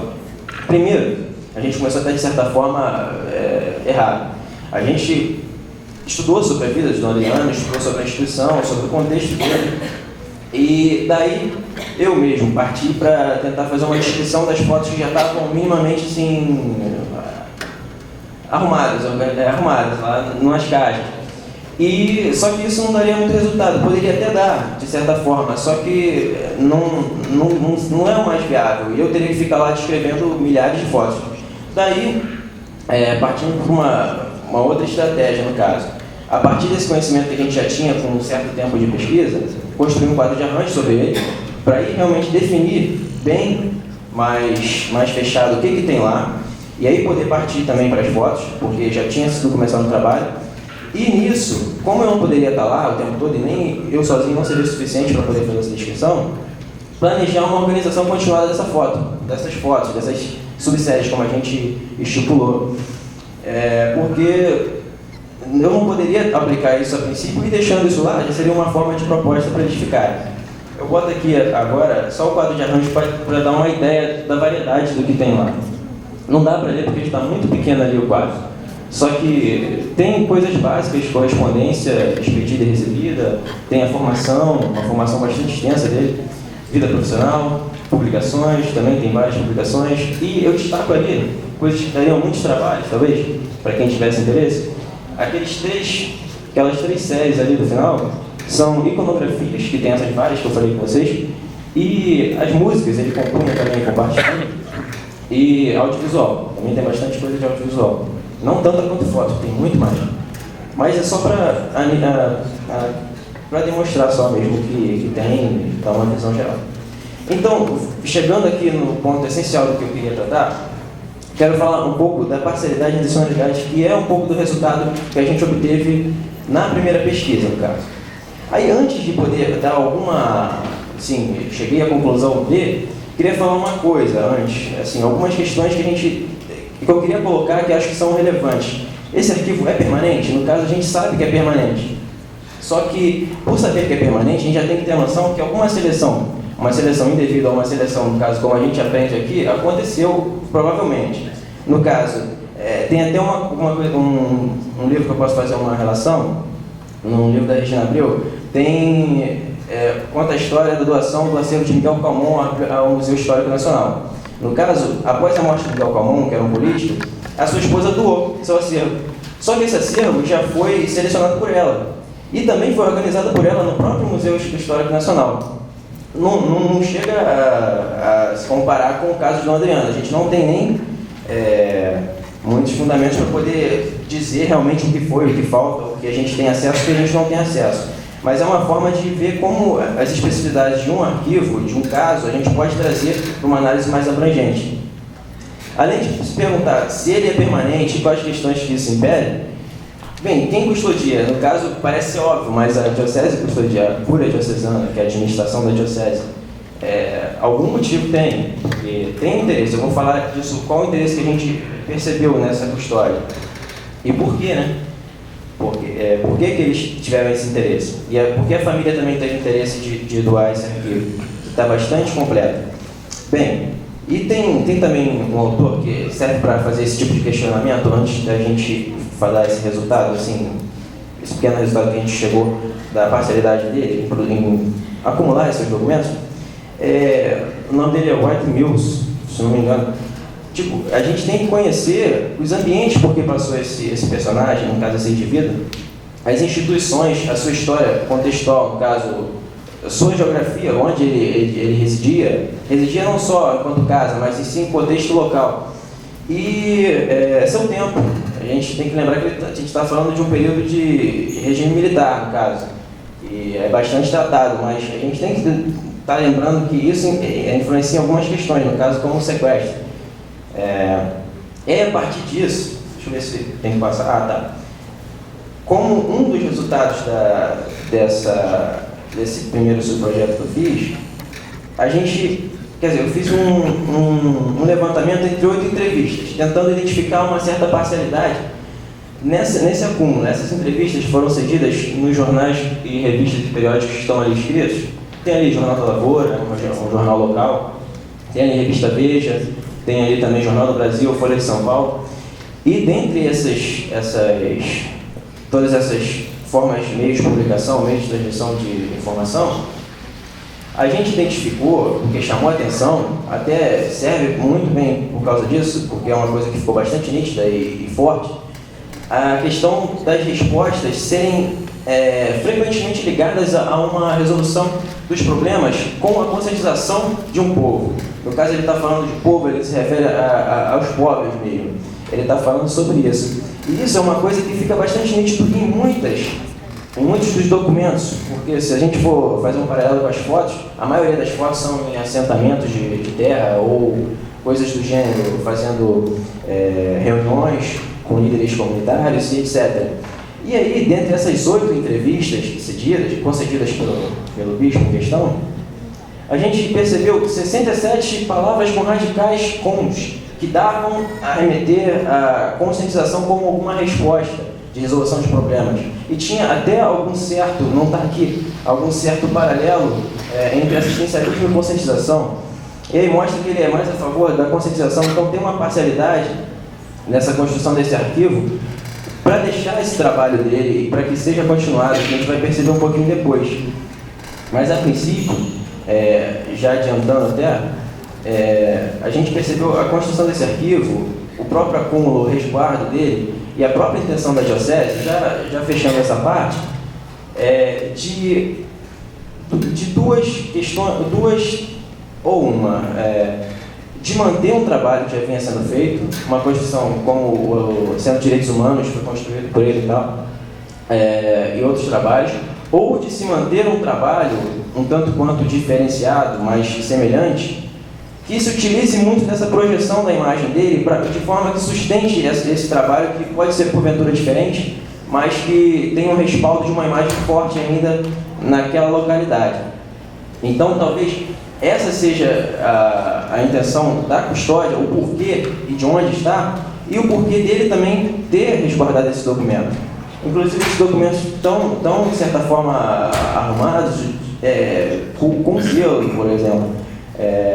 Cartas, todas as cartas estão encadernadas, cara. Tem um certo cuidado. Não um cuidado do arquivístico profissional, mas um cuidado que você percebe só de olhar. Então, eu fecho essa primeira parte da pesquisa passada. Aí eu entro agora nessa primeira, que eu não vou trazer grandes conclusões, nem trouxe com a primeira, mas só para dar uma leve pincelada de algumas coisas que eu vim percebendo. E aí, começando com isso, as funcionalidades instrumentais dos documentos pessoais, a partir das leituras que eu pude fazer, depois eu vou deixar as referências ali, eu mesmo escalonei 4 elementos característicos que podem ser identificados nos arquivos pessoais. E eu vou citá-los agora e falar de cada um bem brevemente, para poder explicar o porquê que eu selecionei esses e classifiquei dessa forma. Eu classifico que nos arquivos pessoais você pode identificar coisas relacionadas à administração pessoal. Coisas relacionadas não, fica meio esquisito falar relacionadas 2 vezes, mas você pode identificar relações suas, no caso do indivíduo produtor desse documento, acumulador, relações com a burocracia. É bastante evidente. E um meio também de expressão através desses documentos. Também, que fecha bem legal e abrange mais do que documentos arquivísticos, no meu entendimento, como um instrumento de construção de si. Não só o arquivo, mas objetos biblioteconômicos e museológicos, muito importante. Até na citação que eu falei do Miguel Calmon, quando ele não doa só seus documentos, suas fotos, etc. Ele doa suas mesas, claro que escolhidas, seus livros e por aí vai. Aí, tratando de cada um, não por acaso tem esses bilhetinhos aparecendo aí, que é simbólico para mostrar uma administração, né? Uma administração sua consigo mesmo, para algum objetivo. Porque a gente sabe que a gente está acostumado a tratar que os arquivos são feitos de alguma forma para chegar a algum objetivo. Ou nas atividades meio ou fim, de alguma forma a gente está objetivando alguma coisa. A gente não faz por acaso. Não, o que a gente fala não é natural, né? Você não faz documento por fazer. Então, na administração pessoal, eu vou tentar passar bem rápido nisso, até porque eu não posso trazer conclusão muito bem concluída, assim, ficou redundante. Mas, citar alguns exemplos, por exemplo, quando você tem algum objetivo, você tem documentos que podem ser exemplificados como lembretes, agendas, anotações. Agora eu não estou me recordando do que realmente eu ia tratar nessa de administração pessoal, mas acho que fica um pouco claro. Isso mesmo, eu até acabei falando sem querer. A gente cria os arquivos com um objetivo. E parece que às vezes os arquivos pessoais não têm objetivo, porque a gente não fala muito neles. Então eu estou querendo trazer e falar, tem com certeza, e eles podem ser tratados. De certa forma, aquele bilhetinho que você cola na frente do computador também tem algum objetivo, que talvez pode ser estudado, não esse, né? Mas algum outro documento com um fim mais entre aspas, importante. Segundo ponto, daqueles 4 que eu não hierarquizei, eu só classifiquei, dei um nome a essas características identificadas, eu coloco aqui a relação com a burocracia. Assim, é bastante nítido porque todos nós temos uma relação direta ou indireta com a burocracia. Somos profissionais, muitas das vezes, dentro da própria burocracia, peças, instrumentos, às vezes, conscientes ou não de algumas táticas que passam pela burocracia e a gente está lá dentro, a gente está funcionando nela, ainda mais por tratar com documento. E o Max Weber fala que uma coisa também muito relevante para a gente, até para abrir um pouco de campo de visão para estudo quanto a isso, que os documentos burocráticos necessariamente passam pela escrita. Não que a escrita seja o único elemento da efetivação de um sistema burocrático, mas que a gente precisa de documentos escritos, até por causa da formalidade que está intrínseca a isso. E, deixa eu ver no meu esquema aqui, é assim, às vezes também, a gente tem que parar para prestar atenção e talvez tratar de pesquisa sobre isso, às vezes a prova de algum documento seu está mais relacionado a qual organismo, de qual burocracia saiu aquilo, lógico, do organismo que saiu esse documento, do que com você mesmo.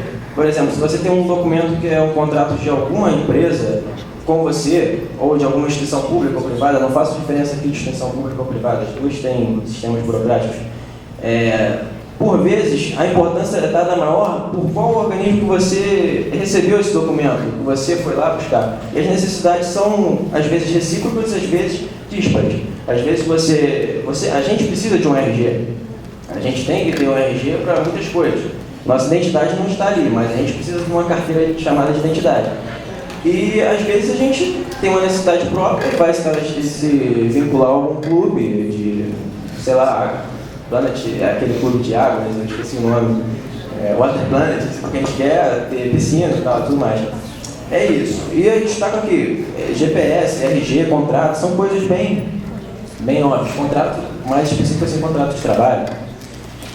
Bem, aí o próximo, o terceiro, já quase terminando, tem a expressão, meio de expressão, através desses documentos pessoais. Aí abrange quase tudo, só não abrange tudo, quase tudo quanto a Constituição de si, que eu destaquei como último. E eu queria até diferenciar, eles estão muito ligados, no meu entendimento, só que, de certa forma, tem uma coisa bem nítida na sua diferenciação. Aí eu pego o exemplo da carta, tem uma cartinha ali pequenininha, não é do arquivo do Adriano, não. Tem até uma partitura ali porque ele escrevia, mas também não é dele. Só que a carta expedida e a carta recebida, a gente fez até questão, e acho que isso é meio que padrão, você dividir a carta expedida e a carta recebida. A expedida a gente identifica como uma expressão pessoal dele, porque de certa forma ele está respondendo a alguma outra pessoa, outro indivíduo, ou está trazendo algum questionamento para outra pessoa, respondendo alguma coisa, não importa, mas de certa forma a sua pessoa está trabalhando naquela caneta e está escrevendo naquele papel. De alguma forma ele vai escrever aquilo que ele quer que seja escrito, a não ser que ele esteja forçado a escrever outra coisa, mas mesmo assim a paleografia, a diplomática vai ver que a letra dele está tensa, né? Mas a recebida não, eu não identifico a recebida como um meio de expressão. A recebida é um ponto de vista de um terceiro, que ele pode ter acumulado, mas que não foi expressão dele nessa carta, por exemplo. Aí essa recebida, eu boto como construção de si, porque se ele guardou essa carta, algum interesse para ele, para pequeno prazo ou futuro prazo, ou a intenção de guardar isso, sabendo que teria uma repercussão da sua própria imagem, como pessoas que têm algum destaque social, que são reconhecidas, sabem que porventura podem ter biografias, mas acho que o caso dele não era esse caso. Mas, de alguma forma, a própria guarda, alguma intenção tem. Ah, tá, vou terminar. Então, essa é mais ou menos a diferenciação entre a expressão pessoal e meio de expressão e a construção de si. E aí, para terminar, bem rápido, os documentos dele, como instrumentos de construção de si, resumindo tudo.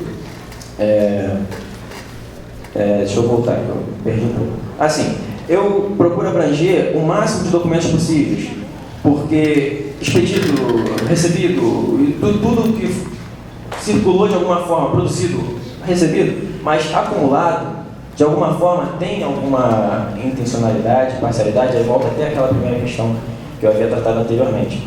Aí, para fechar com uma comparação um pouco não forçada, mas um pouco díspara aí do caso do Adriano, a carta de Getúlio Vargas foi escrita e muitos historiadores identificam como uma estratégia política muito bem feita para evitar um golpe que acabou acontecendo em 64. Mas é uma coisa que ficou realmente, além de se evitou esse golpe, ficou marcada na historiografia do Brasil, no caso, e é recontada e conhecida por quase, se não me engano, todos que estão aqui. E só uma coisa que eu queria ressaltar, assim, nesse último ponto, que é o último para acabar tudo, é que as referências que eu encontrei para esse tipo aqui de não sei como dizer, esse último tópico que eu falei, eu encontrei nas ciências sociais e na história. Talvez seja um campo assim um pouco não trabalhado pelos arquivistas, no caso.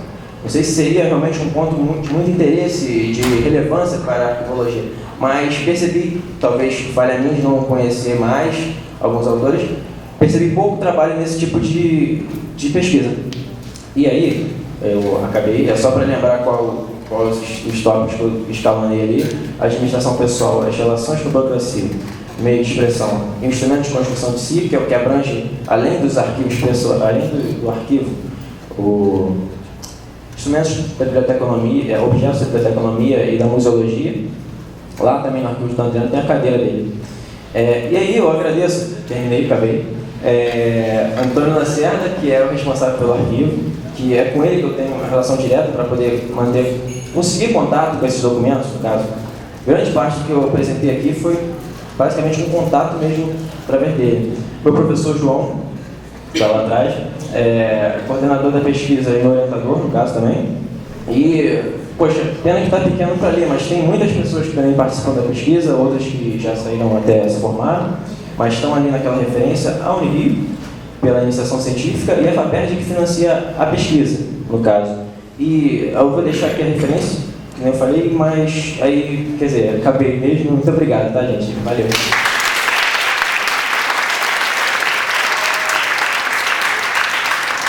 Agradeço ao Bruno e vou passar a palavra para a Gabriele, do DA.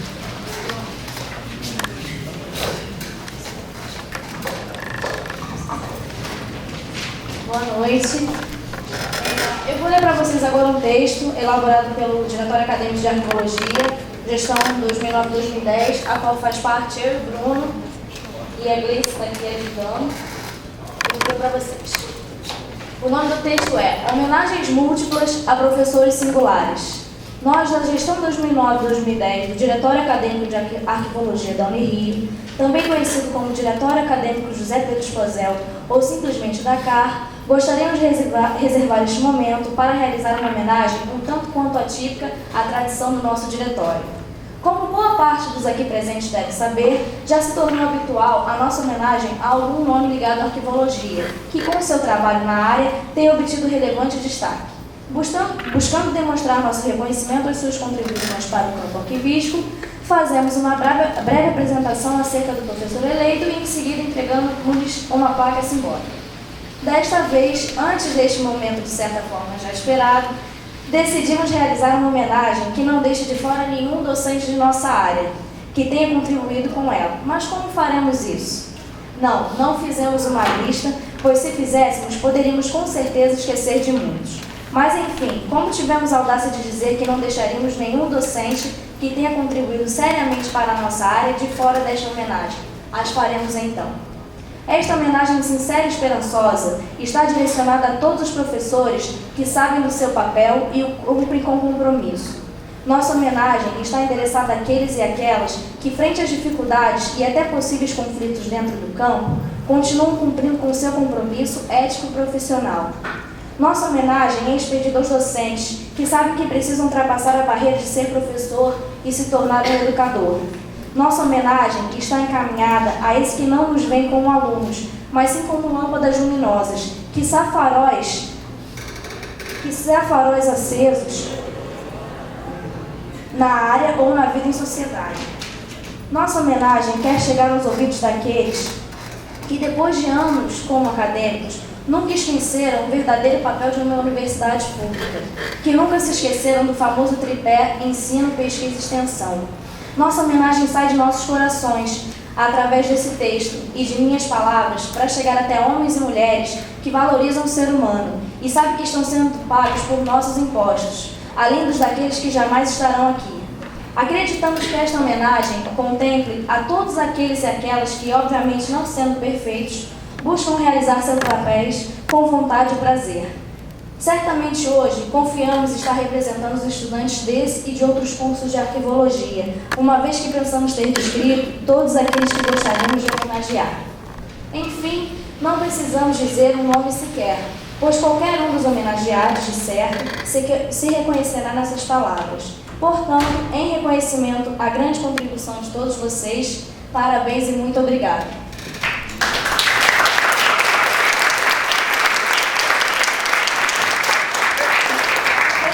Nossa tradição, entregaremos a placa deste ano a uma das pessoas que, dentre várias outras, pôde representar esses arquivistas. Assim sendo, convidamos a professora Rosália de Matos Souza a receber o nosso prêmio.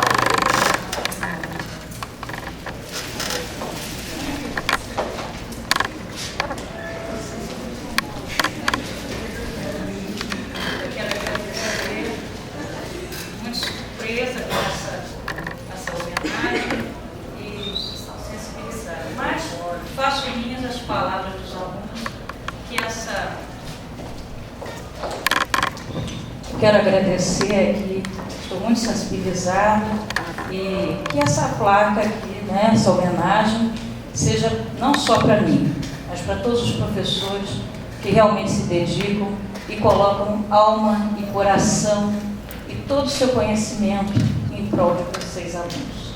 Muito obrigada.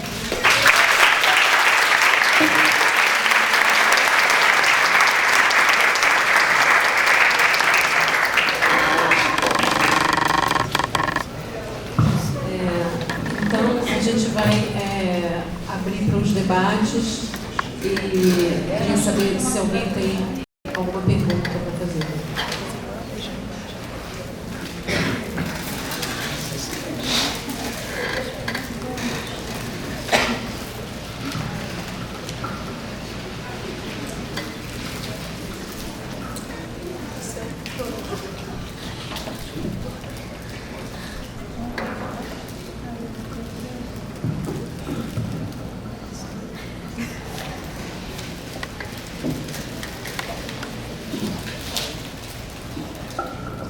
Alguém tem alguma pergunta?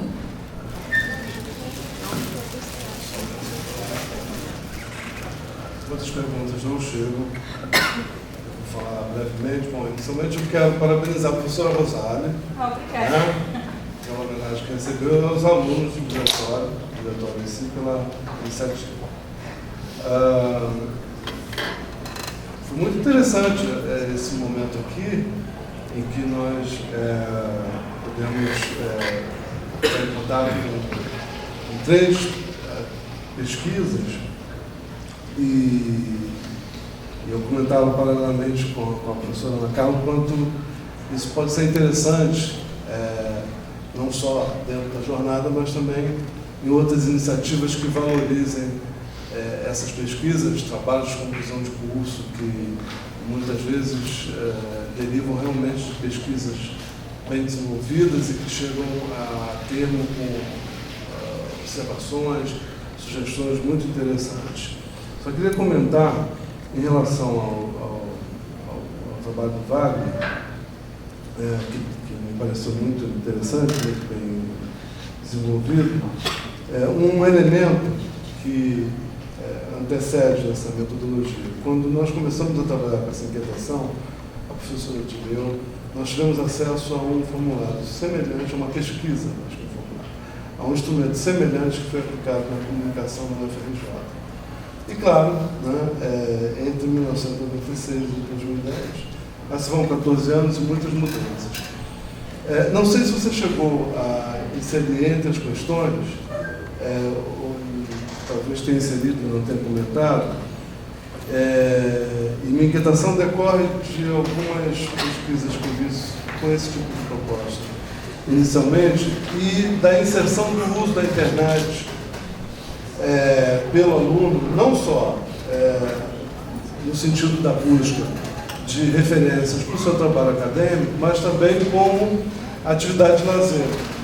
Né? Depois se puder comentar sobre isso, seria interessante. Tá? Em relação à segunda comunicação do Marcelo, orientado pela professora Ana Carla, é interessante a gente observar como que esses projetos de currículo refletem um projeto profissional, sobretudo aquela primeira proposta. Né? Aquele arquivista pensado naquela altura, ele era basicamente um arquivista para arquivo permanente, isso aparece na proposta curricular, e era um arquivista para trabalhar no Estado. Não era um arquivista pensado fundamentalmente na iniciativa privada. E o espaço de trabalho desse profissional seria o Sistema Nacional de Arquivos. É interessante perceber que esse projeto, né, ele está associado naquele contexto ao projeto mesmo de regulamentação, de criação da própria profissão, né, e regulamentá-la dentro de um marco jurídico. E tudo isso vem muito junto, quer dizer, cria-se o mesmo grupo, os mesmos atores, né, que buscam a regulamentação, criam, né, o movimento associativista e buscam a afirmação também da profissão pelo estatuto universitário que ela passa a ter em termos acadêmicos. E é interessante a gente perceber esse dado, né, como que nesse momento esse arquivista é basicamente um arquivista para trabalhar no arquivo permanente. Ainda que o currículo contemple, né, é um currículo que não mira, né, o ciclo vital como um todo, não mira a gestão de documentos.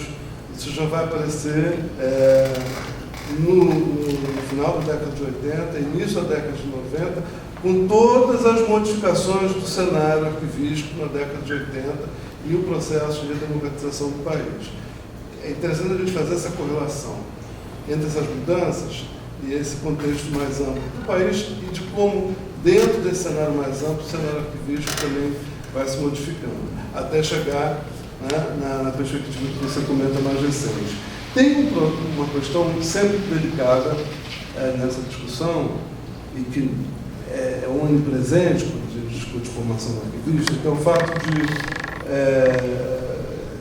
ela não só, né, revela uma concepção do que é um arquivista, mas ela revela também distintas concepções do que é arquivologia. Né? Por isso você não tem um padrão único internacional de formação. Né? Por isso varia muito. E varia talvez, inclusive, pelo fato de que